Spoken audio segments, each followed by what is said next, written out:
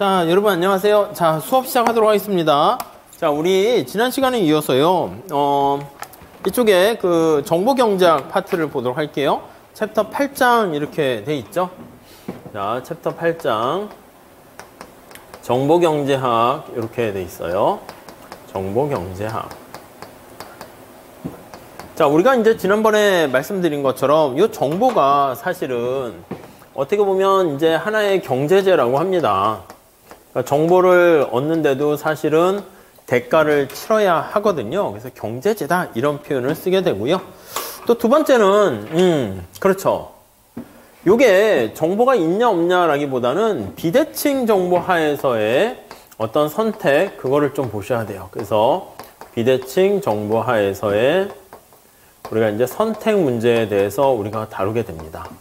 그래서 비대칭 정보의 선택이라는 것은 자, 어떤 계약이 체결되기 이전과 이후로 이렇게 나누게 돼요. 그래서 이전과 이후 이렇게 돼 있어요. 이전 그리고 이후.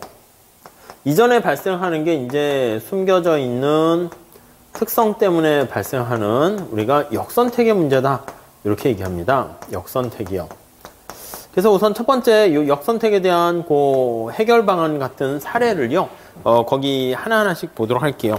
212페이지 한번 보시면 그 제일 위에 평판이라는 말 있고 신호라는 말 있잖아요. 그것 좀 잘 보셔야 돼요. 그 해결 방안에 대해서 살짝 앞에 이어서 설명이 되어 있는데 정보를 많이 갖고 있는 사람이에요. 그리고 정보를 적게 가지고 있는 사람이에요. 정보를 많이 갖고 있는 사람은 나 이런 사람이야 하면서 이런 식으로 정보를 제공을 합니다. 이 제공한다라는 게 뭐냐면 신호를 발송한다 이렇게 보시면 될 것 같고요. 자, 반면에 정보가 좀 부족한 사람들은 여기 나와 있는 것처럼 야 이거 어떤 애가 괜찮은 애야 이렇게 해가지고요 선별을 한다라고 합니다. 스크리닝을 한다라고 생각을 하시면 되겠습니다. 그래서 이제 뭐 주체를 잘 보셔야 돼요. 시험 문제는 어떻게 나오냐면 정보를 많이 가진 애가 선별한다 하는데 그거 하시면 안 돼요. 그리고 이제 그 앞에 나와 있는 것처럼 얘가 어떤 애인가라고 하면 신호 발송하는 방법 중에 하나가 첫 번째 줄에 있는 것처럼 평판 있잖아요. 평판. 그러니까 이 평판이 또 중요한 거죠, 여러분들. 뭐 강사를 누구 고를까 하는 것도 뭐 평판이 중요하지 않겠습니까? 여러분들이 노무사로 이제 활동을 하시게 되면 또 동네가 더 좁은 동네에서 살게 돼. 그러면 우리가 보면 한 다리 건너면 다 아는 사람 노무사기 때문에 한번 거기서 평판을 잃어버리게 되면 이게 또 애매합니다. 그러니까 이제 그런 게 하나의 신호 역할이 되고요. 아니면 이제 정보를 좀 많이 가진 애가 아 이거 좀 저 괜찮은 건데 중고차도 마찬가지고 그래서 첫 번째 줄에 보시면 품질 보증을 해요. 저 만약에 이 중고차가 고장이 나면 그냥 제가 장담합니다. 얼마 무상으로 수리해 주겠습니다. 이런 거예요. 아니면 또 거기 보시면 광고예요. 광고도 사람들을 세뇌시키는 것도 있긴 하지만 그 광고한 게 사실은 또 정보가 제대로 잘 안 맞으면 광고한 것만큼 퀄리티가 안 되면 그러면 당연히 어떻게 되겠습니까? 예, 맞아요. 평판이 오히려 또 무너지게 되죠. 아무튼 이런 것들이 전부 다 신호 발송의 하나의 방법이다라고 보시면 되겠어요. 자, 그 다음 이제 앞에 다시 한번 볼게요. 조금만 더 보도록 하겠습니다. 211페이지. 거기 선별이라는 것은 자, 첫 번째 줄에 정보를 갖지 못한 주체가, 그러니까 정보가 없는 주체가 발송하는 거예요. 그래서 거기 나와 있는 것처럼 뭐 여러 가지 뭐 싼 게 비슷한 어떻게 보면 또 그렇습니다. 그래가지고 이게 가격이 싸면 또 그만큼 그냥 뭔가 꽂았으니까 싸겠지 이렇게 생각합니다. 그래서 뭐 그런 것들도 있고요. 또 하나는 선별수단 할 때는 우리가 나중에 녹용해서 할 건데 뭐 시그널링 발송하는 것도 맞아요. 거기 보시면은 어떤 학력 가지고 이제 표현하기도 해요. 학력이라든가 이걸로 선별수단으로 하기도 합니다. 아니면 대학을 졸업했나 그렇지 않았는가 뭐 그런 걸 가지고 하기도 합니다. 아니면 또 이제 보면은 맨 마지막 줄에 보시면 나이라든가 뭐 성별이라든가 결혼을 했는가 여부. 그러니까 우리가 만약에 이제 결혼을 해가지고 자녀가 있고 그렇게 되면 자동차 같은 거 운전할 때도 막 과속으로 과격하게 운전하다가 이제 또 보면은 자녀가 생각나고 이렇게 되면 이제 아니 내가 죽으면 잃을 게 많다라는 생각이 들죠. 그러니까 사실 뭐 이렇게 우리가 이제 노무사 붙고 여러분들이 경력을 많이 쌓고 그렇게 되면은 잃을 게 많은 사람들은 더 조심조심 이렇게 하게 된다고요. 그래서 결혼했는가 또 나이가 많을수록 더 조심조심 한다라는 거, 부양가족이 있는가, 얼마나 있는가, 네, 그런 걸 가지고도 합니다. 자, 그런 정도 보시면 되겠고, 신호발송이라는 것은 아까 말씀드린 것처럼 내가 학력이 여기 가기도 합니다. 그래서 졸업장 쉽게 얘기하면 나 이런 사람입니다. 자격증이라든가 이런 것들 가지고 비대칭 정보 문제를 해결하려고 한다라고 보시면 되겠습니다. 자, 우리 네 번째 그 비대칭 정보에 적용해가지고 사례라고 보시면 되겠는데 한번 살짝 보도록 하겠습니다.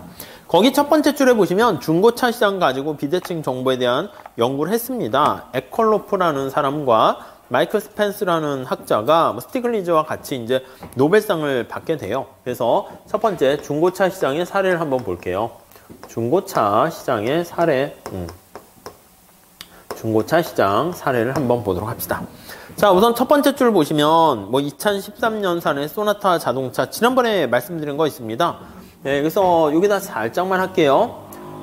자동차를 팔려는 사람이 있고 살려는 사람이 있습니다. 바이어. 근데 이게 좋은 중고차일 수가 있고 좋은 차일 수 있고 사실 똥차일 수가 있어요. 배드차일 수가 있습니다. 그런데 이 중고차가 이런 식으로 되어 있을 때 이렇게 자, 바이어 입장에서는 이게 겉으로 어떤 게 좋은 건지 잘 알 수가 없어요. 그래서 바이어 입장에서는 에이 좋아, 평균 가격에 제공해야지 이렇게 생각을 한다고요. 평균 가격에 이거를 제시를 합니다. 여러분도 마찬가지죠. 우리가 보통 회사에 들어가게 되면 신입사원들한테 줄 때 능력이 월등히 또 있는 사람도 있고 좀 능력이 이렇게 좀 안 되는 사람도 있는데 회사에서는 대략 이렇게 평균 연봉을 제시한단 말입니다. 그러면 이게 뭔가 능력 베이스로 성과에 대해서 만약에 기여한 만큼 임금을 올려주면 여기는 능력자들도 더 신이 날 텐데 이거 계속 회사에서 자기가 역할은 많이 하고 팀 프로젝트에서도 기여하는 바가 많은데 아니 얘는 당연히 미소 짓고 있겠지. 얘 표정 보이세요? 얘 표정 좋아하는 건 아니고 기분은 나쁘긴 하지만 그래도 야 나 별로 한 거 없는데 하면서 약간 이렇게 야, 좋은 직장 다니고 있네 이러고 얘는 인상이 오히려 성과 좋은 애들이 이게 불만이 가득한 거야. 막 에이 뭐야 이게 내가 일은 다 했는데 뭐 위에 상사가 다 모든 걸 가로채 이렇게 생각을 해요. 뭐 그러려니 처음엔 하다가 그게 지속되면 안 되겠다. 여기다가는 내가 꿈과 희망을 펼치지 못하겠네 해가지고 회사를 때려치고 자격증을 준비하는 사람들도 많이 있죠. 요즘은 좀 더 많아진 것 같아요. 예전에는 그래서 주말에 직장 다니는 사람들이 이제 막 또 공부를 하려고 뭐 학교 도서관이나 이런 경우에 많이 있는데 근데 이 사람은 어떻게 돼요? 자꾸 이렇게 되면 에이 하고 때려쳐 해가지고 회사를 나간다고요. 아웃이라기보다는 이제 엑시트에서 나가게 됩니다. 그러니까 이것도 똑같아요. 중고차 시장에서도 만약에 평균 가격을 제시하게 되면 좋은 차를 가지고 있는 사람은 당연히 에이 하고 나가게 되는 것을 우리가 알 수가 있습니다.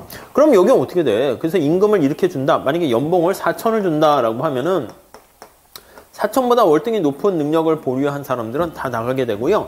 그 정도 수준이라거나 언저리나 그보다 낮은 사람들이 들어오게 되면 그 사람들은 가만히 있게 되고 성과는 어떻게 돼요? 성과는 많이 떨어질 수밖에 없습니다. 네, 그런 걸 보시면 될 것 같고요. 그 얘기가 거기 쭉 나와 있어요. 그래서 오른쪽 가보시면 213페이지가 바로 그거예요. 우리 나중에 객관식에서 좀 볼 거예요. 그 스토리 그대로 해가지고 자, 첫 번째 줄 보세요. 평균에 의한 가격 결정은 중요한 문제를 야기합니다. 나름대로는 합리적인 가격을 제시했다고 하지만 이게 사는 사람 입장에서는 나름대로 합리적인 가격을 제시했는데 파는 사람 입장에서는 이게 뭐야 날 이렇게밖에 대우 안 해? 나가버리게 된다고요. 그러니까 어떻게 돼요?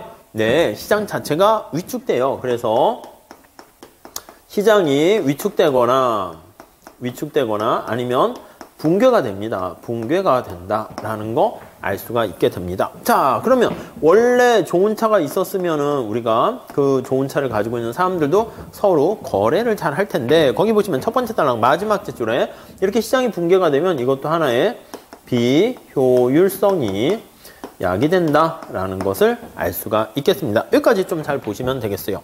자, 그래서 이 역선택 문제를 해결하는 방안은 거기 첫 번째 줄 잘 보시면은요. 품질 보증서를 제공하는 거야. 야, 이거 만약에 진짜 믿을 만한 차야. 2년 안에 뭐 사고 나면 나 무상으로 해줄게. 그러면 똥차를 가지고 있는 사람도 그렇게 했다가는 진짜 사고가 나거든 똥차니까. 그러면은 안 되겠죠. 그러니까 이제 이런 품질 보증을 확실하게 해주겠다. 뭐 이렇게 얘기를 하게 되면은, 네, 그렇죠. 사람들이 믿고 가게 되는 것이죠. 자, 그 정도 정리하시면 되겠습니다. 다음에 보험시장 사례 한번 볼게요. 보험시장 사례. 네, 우선 첫 번째 보시면 보험시장에서 역선택 문제도 많이 일어납니다. 자, 보험에 가입하려는 사람들은 이렇게 보면 많이 있어요. 근데 이 사람들이 이제 가입을 할까 말까 이제 고민을 하게 되는데, 이 사람의 이름은 뭐 강호동이라고 합시다. 강호동. 이 사람들은 많은 이렇게 사람들이 있는데, 강호동이라는 사람이 오히려 의외로 겁이 많고요. 이래가지고 자동차를 장롱면허로 하거나 아니면은 이렇게 조심조심 운전을 한다고 할게요. 이제 보험회사가 여기 이제 보험을 파는 거죠. 이제 보험 회사예요. 회사가 이제 보험시장에서 보험의 공급자고 보험에 가입하는 사람들이 이렇게 있습니다. 사고가 나게 되면은 보험사가 사고의 일정 부분 아니면 전액을 이렇게 이제 뭐 치료비 같은 걸 제공해 준다라고 할게요. 자, 근데 만약에 여러분들 중에서도 만약에 사고가 잘 안 나는 사람들은 이제 보험사 입장에서는 누가 더 조심조심 운전하는 사람인지 뭐 음주운전하고 과격하게 하는지 잘 겉으로 봤을 때는 외견상 구별이 되면 좋은데 그게 어렵잖아요. 그래서 사실 저도 뭔가 초능력을 갖고 있어서 아니 여기 계신 분은 합격 뭐 이게 다 알면 얼마나 좋아. 그러면 여러분들도 사실 고민 아니겠습니까? 공부가 힘들어서 하는 것도 있지만 그거보다는 야, 이 시험이 이게 언제 끝날지 언제 합격할지 이것도 영원히 못 붙는 거 아니야? 뭐 이런 생각하면 그게 불안한 거 아니겠어요? 만약에 뭐 좀 고생을 하더라도 뭐 붙는다는 확신이라도 있으면 그럼 조금 버티면 되는 건데 버티는 문제인데 사실은 이게 버틸 만큼 이게 좀 이게 세상이 또 만만치 않습니다. 그러니까 이제 우리가 가끔 보면 새해에 가게 되면 점쟁이 점 보세요? 이 점쟁이 가서 제가 시험에 붙겠습니까? 했더니 넌 무조건 붙어 이러면 그럼 또 괜히 사실은 뭐 기분이 좋잖아. 그런 것 때문에 가는 거지. 이 점쟁이가 너 떨어져? 그러면 에이 돌팔이 점쟁이 이러고 나오면 되는 거고요. 아무튼 뭐 그런 위안을 받으려고 하는 걸 수도 있긴 한데 아무튼 보험사 입장에서는 누가 과격하게 하는지 잘 몰라요. 근데 아까 말씀드린 것처럼 이렇게 많은 사람들이 다 여기 3명이 가입을 해서 여기 다 왔어요. 이렇게 다 왔어요. 근데 강호동은 이제 다 이렇게 왔으니까 이 사람들이 이렇게 다 가입을 했어요. 근데 강호동 같은 사람은 이제 사실은 운전도 조심조심하고 그러는데 보험료는 계속 내고요. 이 사람은 운전을 막 해요. 이름이 막해예요. 강막해. 김막해라고 합시다. 김막해. 운전을 막 하는 사람이에요. 근데 이 사람 보험을 내는데 맨날 사고가 나. 물론 요즘은 사고가 나거나 등등 이러면 보험 할증이 붙어가지고 이제 대비를 하지. 근데 초창기에는 이제 그런 걸 잘 모르잖아요. 아니, 그러면 강호동 입장에서는 기분이 나쁘지 않겠습니까? 자기가 같이 보험료를 N빵으로 똑같이 냈는데, 아니, 얘는 사고가 나면 강호동이 얘를 계속 도와주는 셈이 되는 거예요. 얘는 조금 내고 많이 받아가고 강호동은 사고가 안 나니까 하나도 안 받고. 그러니까 강호동이 좀 몇 번 이렇게 있다가, 에이, 뭐야, 나 안 해! 해가지고 강호동이 시장에서 이탈돼서 탈출돼서 나가게 돼요. 저기 나와 있는 중고차 시장의 좋은 차와 비슷하게. 아니, 그러면 이런 강호동이 나가게 되면은요, 보험사 입장에서는 김마켓뿐만 아니라 또 뭐가 있을까요? 뭐라고 할까? 뭐 나쁜 말 뭐 있어요? 운전 막 과격? 이과격이라고 할게요. 이과격. 아무튼, 과격해. 막 세치기 하고 막 이렇게 해서 막 요즘 뭐 이래저래, 막 그러잖아요. 자, 그래가지고요, 이런 사람들만 있으면 어떻게 돼요? 보험회사가. 이게 망하는 거지, 뭐. 그러니까 보험회사가 보험료를 많이 올리거나 하면은 보험료가 높으면 높을수록 사고 안 나는 사람 또 안 들어온다고요. 그 정도만 보시면 될 것 같습니다. 자, 스토리 한번 볼게요. 첫 번째 줄에 보험 가입자들은 보험회사에 비해서 자신의 건강 상태라든가 운전 성향, 화재 발생 가능성 등등등 이런 것들에 대해서는요, 더 많은 정보를 가지고 있는데 보험회사는 그런 거에 대해서는 정확한 정보를 갖고 있지 못합니다. 그래서 다음 단락에 보시면 자, 그러나 보험회사는 정보가 상대적으로 부족하기 때문에 누가 열심히 조심조심 운전하게 하는가? 강호동 거기 나왔네요. 윤아가 나왔어. 윤아가 과격하게 운전하나? 예를 드는 거예요. 소녀시대까지 이러면 안 되는데. 아무튼 뭐 그렇습니다. 그렇게 해가지고 잘 몰라요. 그래서 과격하게 운전하는 겉으로 보는 거랑 좀 다르다는 얘기죠. 자, 그래서 이것도 어떻게 해결합니까? 다음 페이지 가보시면은요. 첫 번째 줄 볼게요.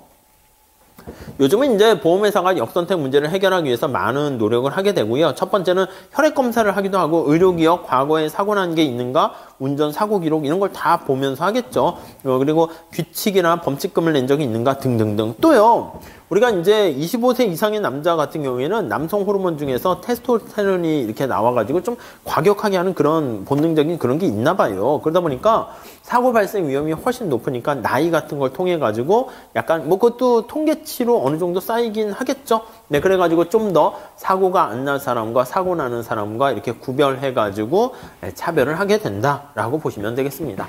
다음 세 번째, 금융시장의 사례 이렇게 있습니다. 금융시장의 사례. 자, 금융시장은요, 이제 돈을 빌려주고 빌리는 거 보시면 되겠습니다. 여러분, 만약에 어떤 사람이 이제 돈이 되게 많아요. 이 사람이 이제 부자인 거야. 그래서 돈을 많이 갖고 있어서 돈을 저축을 하는 사람입니다. 저축자라고 할게요. 여기다가 이제 은행에 이제 사실은 저축을 이제 해서 집어넣긴 해요. 근데 만약에 이 사람이 보통 이렇게 은행을 이용해 가지고 이제 기업에게, 회사에게 이렇게 돈을 빌려주잖아요. 이게 이제 기업이에요. 그래서 이게 투자자라고 보시면 되겠습니다. 투자자. 이렇게 보통 얘기하는 경우가 은행이라든가 금융기관을 통해서 돈을 빌리는 것을 우리가 간접금융이다. 이렇게 얘기를 합니다. 근데 우리가 때로는요, 직접금융이라는 걸 가지고 사용하기도 해요. 그건 뭐냐면 돈을 가지고 있는 사람이 기업에게 돈을 빌려주려고 해요. 우리 나중에 보시면 거시에서 투자 같은 거 할 때 쓸 건데요. 자, A기업이 있고 B 투자자가 있고 C 투자자가 있고 D 투자자가 있어요. 근데 이 사람 입장에서는 은행에 돈을 낼까 말까 얘기를 하는데 이제 그걸 보고 이제 해요. 쭉 해가지고 은행의 이자율이 만약에 2%밖에 안 된다고 할게요. 근데 이 사람이 지금 돈을 뭐 위에 거는 그냥 무시하셔도 돼요. 한 100억 이렇게 갖고 있어요. 돈이 되게 많아요. 근데 A기업이 나한테 돈을 투자해 주시면 막 서로 돈을 빌리려고 하는 거예요. 근데 A기업이 만약에 얘가 만약에 저는 이자율을 한 은행 이자율 쳐가지고 수익률을 2% 수익을 만들어 드리겠습니다. 이렇게 얘기를 하고요. 얘는 더 빌리려고 저는 3% 하려고 하겠습니다. 저는 한 2.5% 하겠습니다. 이렇게 얘기하는데 A라는 애는요, 갑자기 수익률을 저는 10% 수익률을 안겨드리겠습니다. 이렇게 한다고 할게요. 자, 그러면 당연히 여러분들은 경제학적으로 보면 이 돈을 가지고 있는 사람은 누구한테 돈을 빌려주는 게 가장 좋겠어요? A잖아, A. 근데 A가 이렇게 10%의 수익률까지 제공한다라고 하면은 이거는 사실 좀 너무 그런 거 아니에요? 왜 쟨 저럴까 알고 봤더니 그만큼 지푸라기라도 잡고 싶은 심정으로 뭔가 위기의 상황인 거야. 이게 재무 구조가 사실은 재무 상태가 위기라는 것을 사실은 알려주는 거야. 사실은 나 이렇게까지 해서라도 돈을 빌려야겠다는 거예요. 그러니까 얘가 겉으로 봤을 때 그 기업의 재무 상태를 잘 알게 되면 뭐야 이거 다 골마 터졌구만 해서 안 빌려줄 텐데 우리가 이제 경제학적으로 봤을 땐 잘 모르는 거야. A기업 B기업 아니 그냥 수익률 많이 주는 데가 좋지 해서 얘한테 빌려주면은 사실은 꽝 하고 망할 수 있다는 거예요. 그래서 여기서 임플리케이션은 오히려 A한테 빌려주면 안 되고요. 만약에 A한테 빌려주면 A는 10% 수익률을 챙겨주겠다라고 약속을 했기 때문에 투자하는 대상도 어떻게 되냐면 더 위험한 고위험, 고수익을 얻는 사업에 투자할 가능성이 많습니다. 그렇게 되니까 사실 진짜 망할 가능성도 있죠. 그러니까 그냥 그렇게 하지 말고 그냥 적절한 은행 이자율에서 조금 믿을 만한 얘가 만약에 C가 적정한 사람이다. 그럼 C한테 그냥 할당을 하고 이렇게 빌려주는 이게 우리가 나중에 뒤에 보면 신용 할당이다 이렇게 얘기를 할 거예요. 이렇게.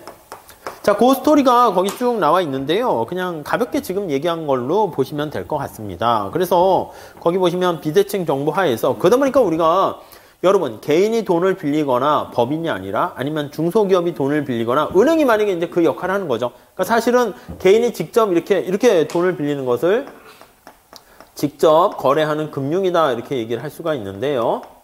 그래서 우리가 기업들은 이제 채권이나 주식을 발행해가지고 직접 돈을 빌리게 되는데 개인이 이걸 다 하려고 하다 보니까 어떤 기업이 우량하고 좋은지 잘 모르잖아요. 그러다 보니까 우리가 보통은 어떻게 하냐면 간접금융 시스템을 통해가지고 은행이 좀 더 전문적으로 잘 선별할 수 있지 않을까 그렇게 기대하고 얘기하는 게 이제 간접금융인데 거기 나와 있는 것처럼 비대칭 정보 때문에 자, 세 번째 줄 끝에 한번 볼게요.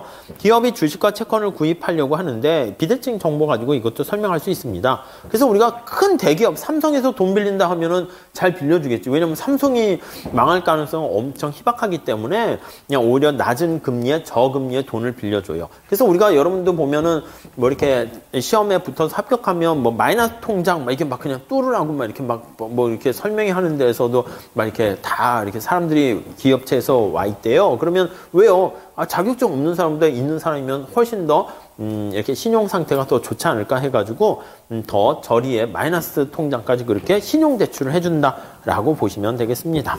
네, 그 정도 스토리만 보시고요. 내용은 그냥 가볍게 보시면 될 것 같습니다. 자, 그래서 금융시장의 역선택과 도덕적 해이를 해결하는 방안이 뭐가 있습니까? 라고 하면은요, 사실은 거기 밑에도 나와 있는데, 기업들이 맨 마지막 제출 보세요. 재무제표, 재무상태표 같은 거를 좀 이렇게 정보를 정확하게 제공해야 된다라는 걸로 해결할 수 있어요. 그래서 기업의 재무상태를 제공하게 되면 이게 신호를 발송하게 만드는 거죠. 그걸 가지고 해결할 수 있겠다라고 보시면 될 것 같습니다. 자, 그 정도 정리하시면 될 것 같습니다. 자, 다음 네 번째 볼게요. 그 다음에 이제 노동시장의 사례 한번 볼게요. 노동시장에서 관련된 역선택 사례 한번 볼게요. 자, 우선 아까 말씀드린 것처럼 똑같습니다. 첫 번째 줄에 노동시장에서도 개인에 대한 근로자에 대한 신입사원에 대한 지원자에 대한 어떤 능력을 정확하게 파악하기가 힘들어요. 아, 경제학적으로 봤을 때는 노동자에게 어떻게 임금을 주면 좋습니까? 라고 하면 그 노동자가 생산하는 한계 생산 가치라고 할까요?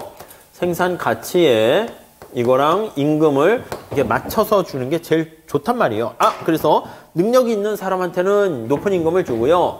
능력이 좀 부족하면 낮은 임금을 주면 그게 이제 제일 좋은 방법인데, 아니, 누가 능력이 있고 누가 없는지 그게 좀 애매하다는 겁니다.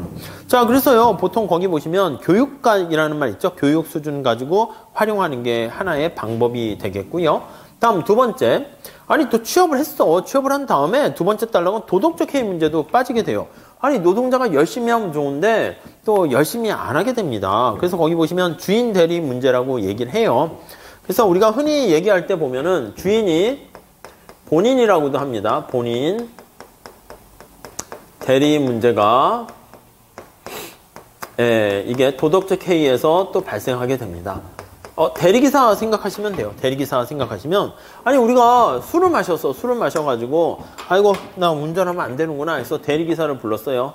빠방 불러가지고, 여기서부터요, 신림동에서 저기 이쪽으로, 운전 좀 잘 가게 대리기사 딱 불러서 했더니, 저는 그리고 이제 잤더니 대리기사가, 오우, 차 좋은데? 하면서 이렇게 해서 막 부웅 해서 막 강원도까지 갔다가, 부웅 해서 인천까지 갔다가 이렇게 하고, 새벽에 우리 집에 왔다고 합시다. 이 뭐 하는 거예요? 이러려고 지금 안전하게만 가면 되지. 이게 아니라 안전하고 빠르게 잘 가야 되는데, 이런 식으로 하는 건 아니잖아요. 그러니까 대리인이 사실은 주인과 목적이 다른 거야. 그래서 주인과의 어떤 목적 불일치로 인해 가지고 발생하는 문제가 대리 문제다. 이렇게 보시면 되겠습니다. 거기 그래서 첫 번째 줄 보세요. 어떤 기업의 주인은 주주라고 할 수 있는데, 우리 국가도 마찬가지입니다. 국가의 주인은 누구예요? 국민이라 할 수 있는데, 국민이 다 모여가지고 맨날 광장에서 의견을 얘기하고 토론하고 이럴 수가 없잖아요. 옛날에 조금만 동네면은 가능하겠지. 근데 그렇게 모든 사람이 다 할 수 없으니까, 그래서 대리인을 뽑는다. 그게 이제 국회의원이고 정치가가 되는 거죠. 그래서 대리인으로 하여금 자기 동네에 어떤 의견을 잘 수렴해가지고 좀 이렇게 법을 제정하고 이렇게 해주세요라고 국민의 의견을 대표하는 게 국회의원이 되는 겁니다. 근데 사실은 거기 나와 있는 것처럼 주인과 대리인 간의 목표가 좀 달라요. 주인은 자, 국회의원들한테 자, 국민을 위한 법안을 좀 잘 좀 만들어주고 편안하고 행복하게 해주세요라고 했더니 대리인은 국민이에요, 국민. 대리인은 정치인이라 할까, 정치인들? 목표가 당선되는 목적이고, 이제 자기만의 이익을 추구해서 그런지 맨날 싸움만 해요. 아니, 국민이 싸움 잘하는 사람 뽑는 거야? 그러면은 뭐, 이게 뭐, 권투선수랑 뭐 이런 사람을 뽑아야겠지. 야, 자, 기호 1, 2, 3, 4번부터 싸워봐! 해가지고 제일 싸움 잘하는 사람 뽑으면 되는데, 그게 아니잖아요. 그러니까 아무튼, 당선되기 전까지는, 또 그래요. 또, 제가 이번에 지역구를 나온 누굽니다. 자꾸 맨날 악수를 청해. 저는 손잡기도 싫고 막 그런데 명함을 주고. 아니, 그리고 이제 갈 때 횡단보도 지나갈 때 명함을 받았으면, 아, 내가 슈퍼 갔다 오면 아까 그 사람이구나. 그럼 잘 부탁합니다. 이러면 되잖아. 까먹은 거야. 또 줘. 그래서 아까 받았는데요. 그러면, 그런가요? 하고 뭐 이래. 그러니까 아무 관심이 없는 거지. 그냥 이게 막 빨리 주고 뭐 일당 채우려고 하는지 모르겠지만 뭐 그런 것 같아요. 그리고 이제 당선되기 전까지는 야, 국가의 주인은 국민이고 이렇게 하다가 당선되면 어떻게 돼요? 다 까먹어. 국가의 주인은 나야. 이렇게 하고 하다가 가끔 이제 4년마다 한 번씩 정신 차려. 아, 국가의 주인은 국민이었지? 이제 선거철 되면 잠시 이제 또 제정신 들어왔다가 다시 또 정신 나가고 막 반복해요. 이렇게. 아무튼 뭐, 그렇습니다. 그게 바로 주인 대리 문제다. 라고 정리를 하시면 될 것 같습니다. 근데 그 정도 보세요. 그래서 우리가 나중에도 할 건데, 회사에서 이제 어떻게 보면 주인이 있고, 아니면 또 회사의 주인은 또 어떻게 보면 근로자부터 고용주부터 다 되는 건데, 고용주가 이제 일을 시켜요. 근로자에게 일을 시켜서 하는 건데, 거기 밑에서 두 번째 줄 나와 있는 것처럼, 노동자들, 근로자들이 얼마나 열심히 하는지 감시하기가 되게 힘들어요. 그래가지고, 그게 이제 사실 어떻게 보면 도덕적 해이죠. 근무 시간에 메신저나 카톡을 주고받는지, 아니면 인터넷 서핑을 하는지, 이거 일일이 감시하려면 많은 시간과 비용이 드는 거예요. 그래서, 자, 오른쪽 가볼게요. 노동시장에서 역선택과 도덕적 해이를 해결하는 방법은 뭡니까? 하면요, 완전히 역발상 아이디어를 제시하게 됩니다. 그래서 거의 두 번째 단락에 보시면, 네 번째 줄, 다섯 번째 줄 나와 있죠? 그래서 효율 임금 제도, 이거를 제시하게 돼요. 우리 노동경제학에서 많이 할 텐데요. 여기서도 하고 거시경제학에서도 할 거예요. 효율 임금을 제시하게 되면, 이거는 이제 효율성을 높이는 임금이다 라고 생각하시면 되겠습니다. 자, 이게 왜 역발상입니까? 라고 하면은요, 우리가 봤을 때는요, 어떤 사람이 성과가 좋잖아요? 성과를 보고 사실은 이 사람의 연봉이라든가 그에 따라서 보너스를 제공해요. 임금을 높여주는 게 이게 맞아요. 만약에 성과가 안 좋으면, 야, 너 열심히 안 하고 게을렀구만 해가지고 이때는 낮은 임금을 주는 경우가 있습니다. 근데 문제가 발생했습니다. 자, 이 어떤 근로자가 성과가 안 좋았는데 성과가 안 좋은 게 게을러서 안 좋았으면 근로자도 오케이. 내가 맨날 미소 짓고 맨날 게임하고 놀아요. 스마트폰 보면서. 그래서 게을렀어요. 게을러서. 아니 그렇게 되면 당연히 성과가 안 좋겠지. 그럼 낮은 임금 받는 게 정당한 거예요. 근데 이번에 또 뭐 이렇게 자동차 딜러라고 할게요. 이번에 또 어디 아우디인가 뭐 거기가 또 뭐 이렇게 리콜 한다고 막 하는데 옛날에 뭐 나쁜 뭐 가스가 나와가지고 대기가스가 나와가지고 그랬다잖아요. 그래서 만약 그 회사에 있는 사람은 아니 환경에 걸려가지고 자동차가 안 좋거나 아니면 그 회사에 다니는데 그 회사에 CEO라든가 이런 그 회장이 갑질은 아니고 아무튼 회장의 그 오너 리스크라고 하는데 회장이 가끔 막말하고 막 이렇게 하게 되면 또 야, 그 회사 거 야, 기분 나쁘다 하고 이렇게 되잖아. 그러니까 얘는 열심히 했어요. 열심히 했는데 다른 오너 리스크라든가 아니면 미국과 중국이 막 지금 무역 전쟁하고 있어서 성과가 안 좋을 수 있잖아. 근데 만약에 이 사람한테 성과의 결과만 보고 너 열심히 안 했구만 해서 임금 낮게 하면 이 사람은 어떻게 돼요? 기분이 되게 나쁘단 말이에요. 얘는 뭐 그냥 뭐 가만히 그럴 수 있지만. 그러니까 이제 기업에서는 이렇게 하는 거죠. 야, 원래는 성과를 보고 이렇게 임금을 정해야 되는데 그렇게 하지 말고 인과관계를 반대로 하자는 거예요. 임금을 올려주면 성과가 좋아지지 않을까? 이렇게 해요.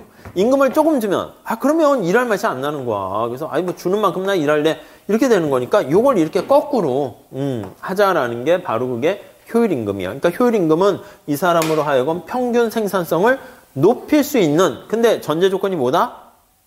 이거요. 그냥 우리가 도덕적 해이처럼 고용주 입장에서 근로자를 감시하려고 하는데 이 감시하는 비용이 너무 많이 드는 거야. 그래서 거꾸로 오히려 그냥 좋아. 그냥 임금을 올려주는 인센티브를 통해 가지고요. 인센티브를 제시해 가지고 오히려 여기 나와 있는 성과를 또 올릴 수 있는 이런 방법. 이게 이제 진짜 포드 자동차에서 옛날에 그렇게 좀 했거든요. 자, 그러면 효율임금 제시할 때는 두 가지 문제를 다 해결해요. 첫 번째는 역선택 문제를 해결할 수 있어요. 역선택 문제를 해결해요. 왜요?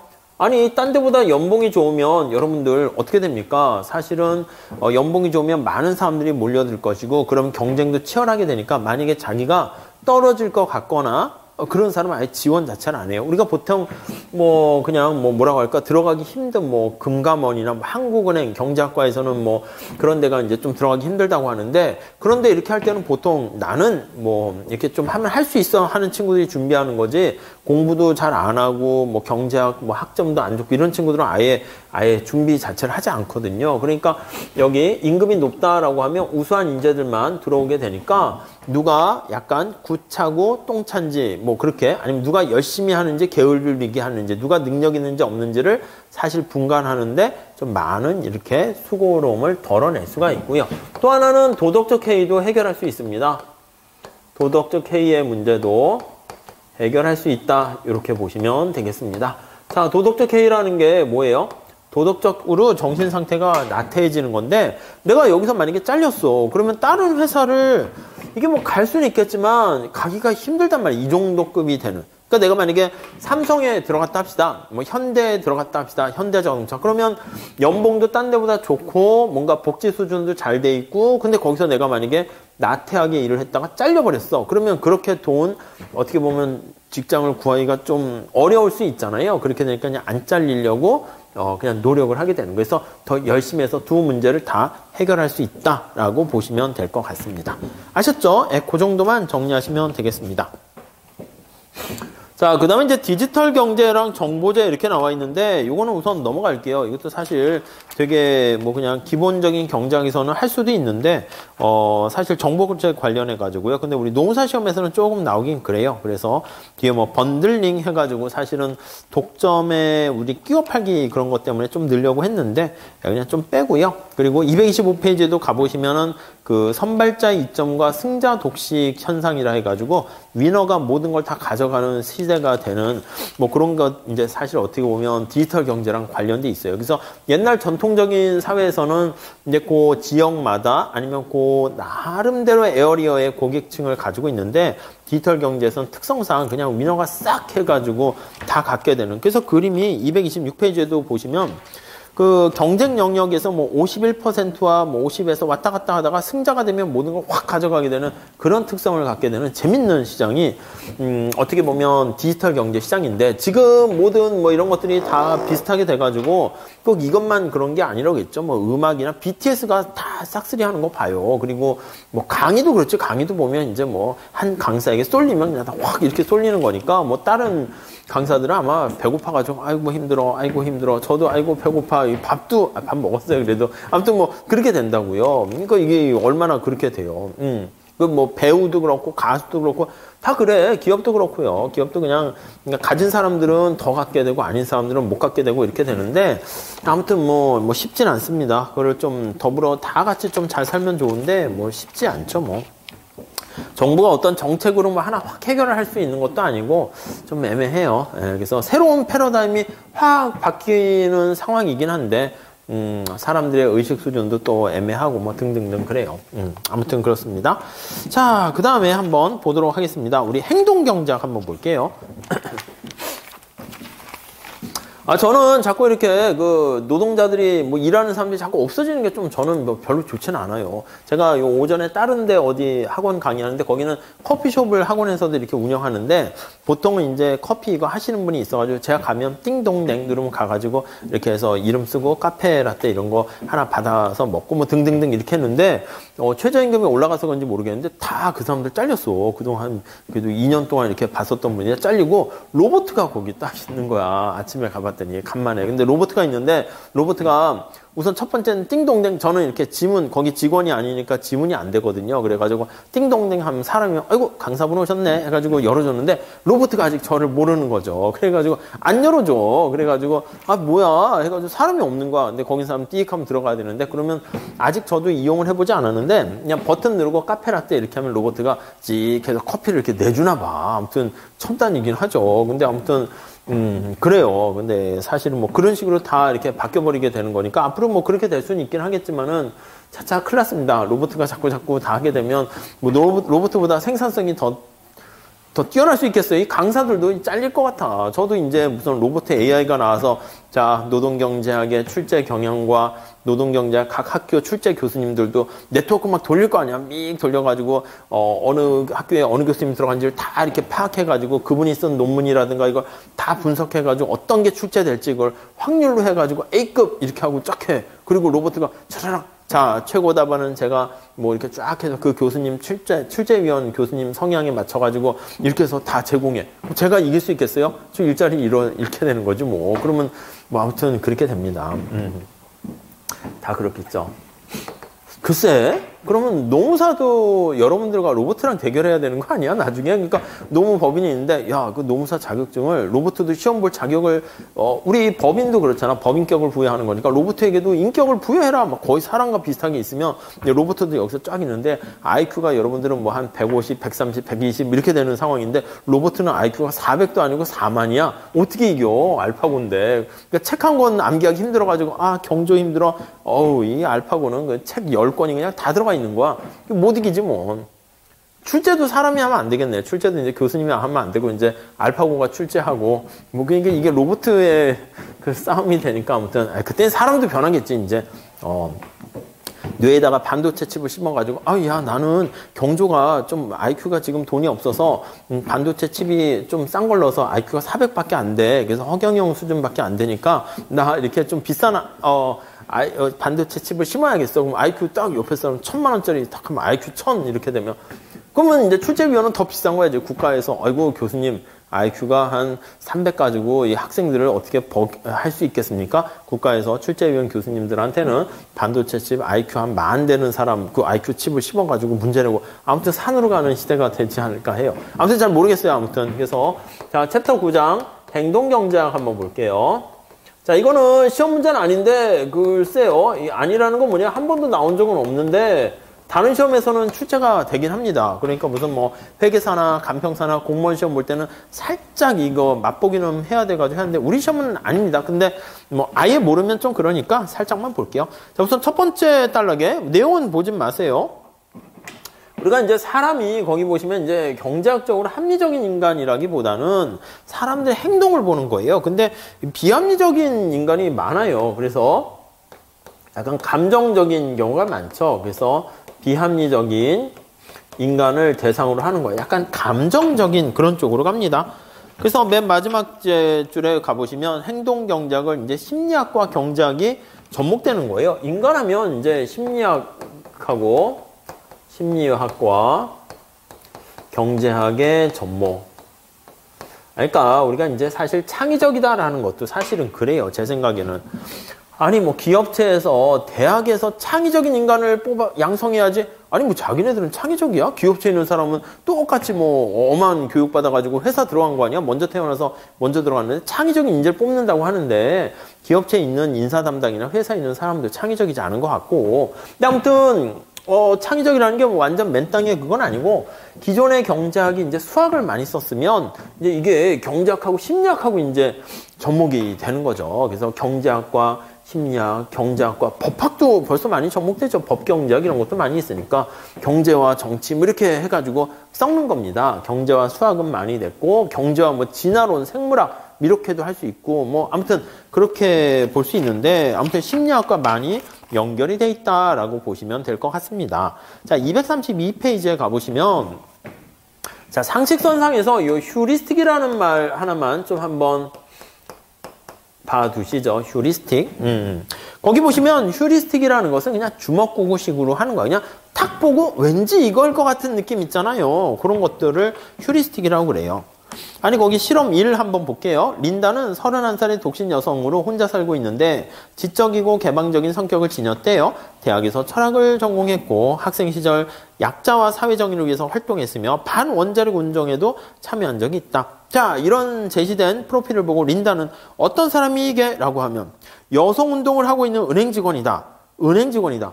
이렇게 되면 누군 것 같아? 여성운동이라는 말이 팍 꽂혀서 그런데 어느 사람일 경우에 확률이 더 많습니까? 당연히 은행 직원이 확률이 더 크지 않겠습니까? 여성이면서 은행 직원이려면 이게 그 오른쪽에 그림에 나와 있는 것처럼 그 부분집합이니까 확률로 따지면 당연히 은행 직원이다 해야 되는데 느낌이 또 그렇지 않다는 거예요. 그런 건 이제 뭐 결합의 오류 뭐 이렇게 나와 있는 거고요. 그 다음에 이제 뭐 대표성의 오류라는 게 있어가지고 뭐 이렇게 블러블러 이렇게 쭉 밑에 나와 있는데 그거 넘어가도록 할게요. 넘어가고 가용성 휴리스틱이라는 말도 있습니다. 거의 첫 번째 거의 중간에 박스 질문 좀 보시면 영어에서 R로 시작하는 단어와 세 번째 자리에 R이 들어가는 단어 중에서 어느 게 더 많을까? 어느 게 더 많겠어요? R로 시작해가지고 단어가 이렇게 되는 거랑 단어가 세 번째 R이 드는 거랑. 우리가 봤을 때는 이거는 잘 안 떠올라. 세 번째 R이 들어가는. 근데 이거는 좀 뭐 떠오르잖아요. 레인도 있고 막 이렇게 레인보우도 있고 막 하니까 이게 더 많아 보이는데 사실은 당연히 이게 더 많지. 여기는 양쪽에 뭐 여러 가지로 다 올 수 있으니까. 그런데 우리 느낌은 뭐 그렇게 된다는 거죠. 자, 뭐 중거점의 오류 그런 것도 뭐 나와 있는데 뭐 가볍게 보고 넘어가도록 하겠습니다. 넘어가고요. 약간 이것도 설명드리면 재밌긴 한데 237페이지 하나만 볼게요. 소유 효과라는 게 있어요. 소유 효과. 이게 이제 한번 소유를 하게 되면 뭔가 애지중지한 그런 마음이 드나 봐요. 거기 실제로 해봤습니다. 학교에 마크가 있는 뭐 예일대학교에서 해봤다고, 코넬대에서 해봤다고 하는데 학교에 로고가 새겨진 머그잔을 선물한 다음에 두 그룹 사이에 자연스럽게 경매가 이루어지도록 한 다음에 머그잔을 소유한 그룹이 팔려는 가격과 소유하지 않은 그룹이 사려는 가격은 어떻게 되니? 라고 하면은요. 한번 자기가 소유를 하잖아요. 그렇게 되면 이게 애정이 들어가나 봐. 이게 뭔가 그런 거죠. 가끔 보면은 우리 그 홈쇼핑 가보면 그런 거 있잖아요.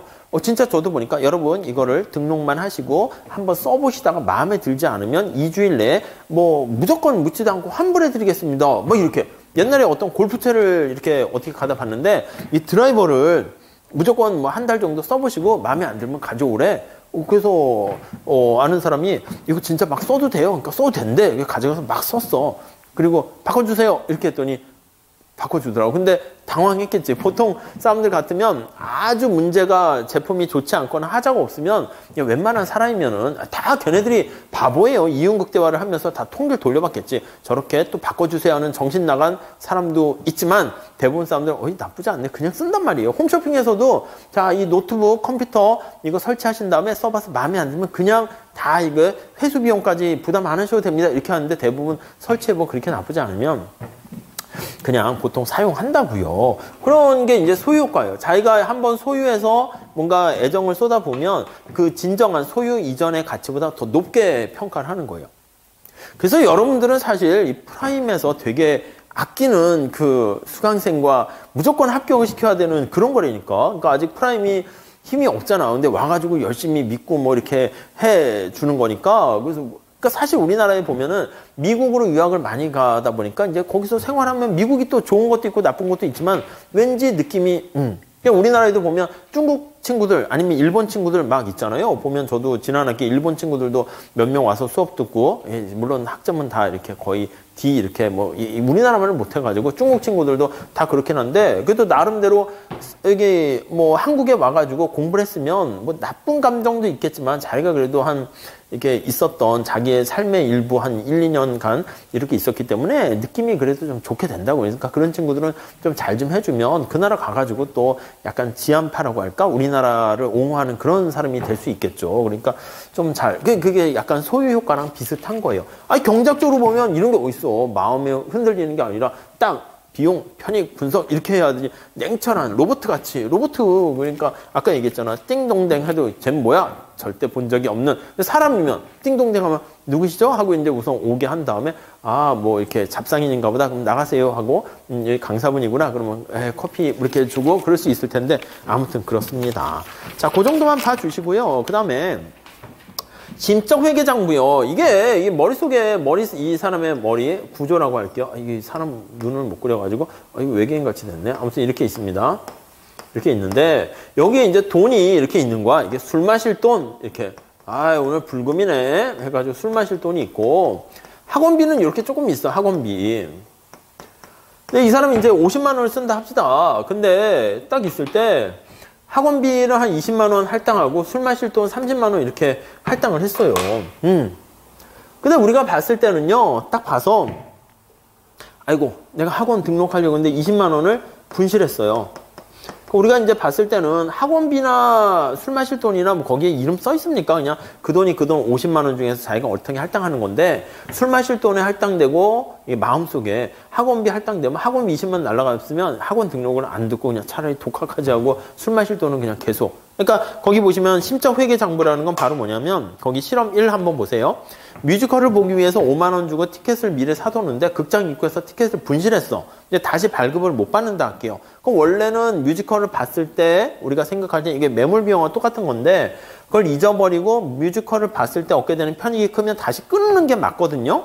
그런데 그냥 봤다고 셈 치자 뭐 이렇게 해가지고 그냥 끝난단 말이에요. 그럼 야 너 이거 30만 원 있는 걸 쓰면 안 돼? 아니야 이건 술 마실 돈이야. 뭐 이렇게 정해져 있다는 거예요. 근데 현실에서는 진짜 그런 경우가 있어서 밑에 심적 회계 장부라고 얘기합니다. 멘탈 어카운팅이라고 얘기해요. 자 그리고 239페이지에 앵커링 효과, 단내리기 효과인데 밑에 실험 중간에 한번 보세요. 자, 직관적으로 딱 봤을 때 어느 게 숫자가 크게 라고 이제 붙여놔서 그러는데 8, 7, 6, 5 이거랑 1, 2, 3, 4 하면은 딱 봐도 위에가 왠지 커 보일 것 같잖아요. 근데 계산하면 똑같은 거 알 수 있잖아요. 그래서 처음 그 숫자에, 그러니까 우리가 어떤 물건 같은 거 보면 맨날 이래. 99만 9천 원, 뭐 9천 원 이렇게 해서 표현한단 말이에요. 끝에 이렇게 9땡으로 딱 끝나는 이유가 바로 뭡니까 하면은 이게 한 자리가 숫자가 넘어가 버리면 10달러보다 9달러로 시작하게 되면 왠지 더 싼 느낌이 드는 거잖아요. 아니 근데 뭐 9달러 90센트나 10달러나 거기서 거긴데 느낌이 더 싼 느낌 드는 거, 그런 것들이 그거고요. 그 다음 거기 프레이밍 효과라고 있습니다. 그래서 틀 만들기 효과야. 그래서 어떻게 뭐에 대해서 이제 프레임을 씌워가지고 이렇게 확 얘기하는 그런 건데 약간 그것도 그냥 넘어가도록 하겠습니다. 그리고 241페이지에 지난번에 노벨상을 받은 리차드 탈러라는 넛지라는 책을 쓴 사람이 됐는데 그것도 어떻게 보면 행동경제학자가 받게 됐습니다. 그래서 이제 경제학에서 차지하는 영역이 자꾸 넓어지고요. 사람의 행동을 보기 위해서는 수학적으로 알파고 같이 계산하기보다는 뭔가 실험을 통하는 경우가 되게 많습니다. 밑에 시간과 오리 보시면 근시안적인 선택 이런 거예요. 그래서 밑에 상황 볼게요. 피부과 의사가 젊은 여성들에게 자외선에게 지나치게 노출되면 안 돼요. 나이가 들면 먼 미래에 피부암이 걸려요. 마음에 안 와닿아요. 근데 어떻게 하면 설득이 효과적일까 하면 자 자외선 때문에 내일 뾰룩지 나요 이러면 바로 그냥 막 이렇게 얼굴에 선크림을 바르고 이렇게 한다는 거죠. 그러니까 거기 나와 있는 그런 겁니다. 그 다음 선호 역전 나와 있는데 이런 것들을 조금 더 어렵게 더 들어가기도 하는데 이러한 용어들 같은 게 사실은 나오기도 했었습니다. 근데 우리 시험에서는 아직 너무 앞서가는 거니까. 그리고 문항수가 회계사나 다른 시험은 40문제거든요. 그러니까 나와야 할 문제를 다 내고 한 문제 정도는 이제 참신한 얘기를 넣기도 하는데 우리는 문항수가 25문제이기 때문에 그렇게까지 하긴 그래요. 그래서 차라리 그 시간에 기본적인 수요 공급 문제가 나올 가능성이 많아가지고 그냥 있어서 그냥 살짝 했고요. 그냥 공부는 하지 마세요. 아셨죠? 그리고 잠깐 쉬었다가 뒤에 우리 후생경제학하고 그걸 할 텐데 그거는 중요합니다. 그거 한 다음에 우리 객관식 문제를 조금 더 풀도록 하겠습니다. 아셨죠? 잠깐만 쉬었다 하겠습니다.